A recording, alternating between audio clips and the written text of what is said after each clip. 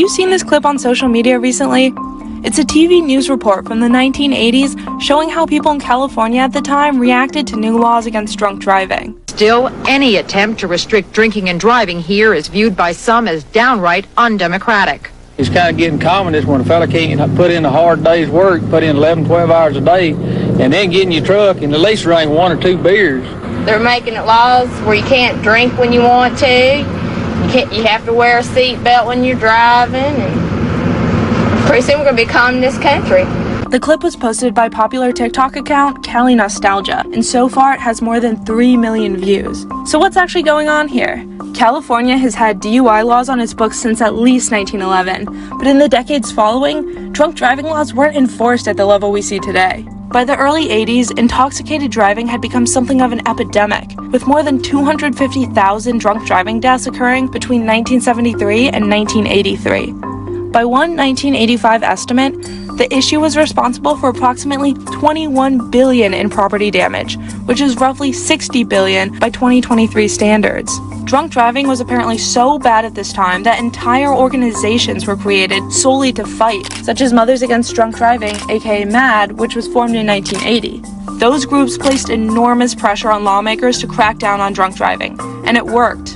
The people in this viral video are reacting to a new California law that lowered the legal blood alcohol limit from 0.15 to 0.10. Now, the federal limit is even lower, 0.08. Despite the anger from these Californians, there's no denying that these types of motor safety laws work. In 1980, there were roughly 51,000 deaths involving fatal car crashes in the US. In 2020, that number was reduced to approximately 38,000, even though the United States population actually grew by 100 million in those 40 years. Perhaps there's a lesson here for the people who are easily upset by the safety considerations of today.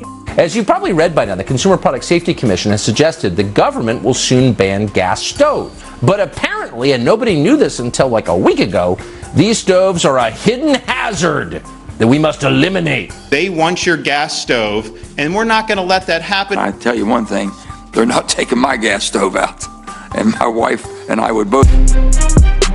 This video from California is crazy, and fair warning, some of the footage may be hard to watch. This is Isaiah Cordero, a Riverside County deputy who died in a traffic stop in late December of last year. Deputy Cordero happened to pull over William McKay, a career criminal who was convicted of assault, robbery, and kidnapping, and was only out of jail because his sentencing was delayed.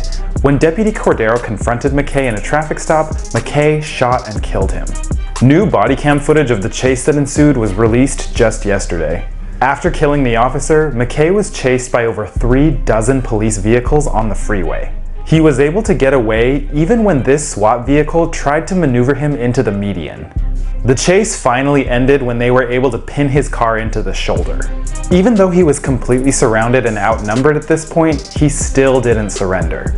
Newly released body cam footage shows everything that went down once McKay was stopped.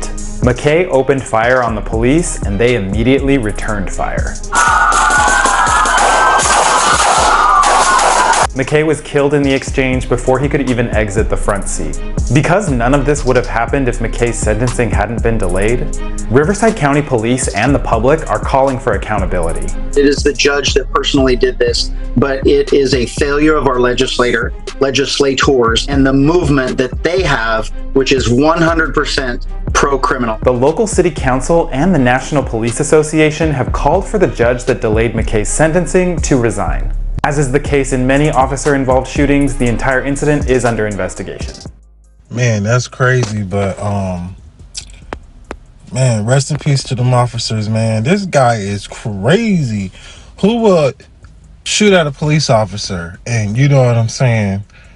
Just, I don't even know what to say. Like, so many shootings every day, man, and it's not like, you know, you could take away all the guns off the street, literally every gun.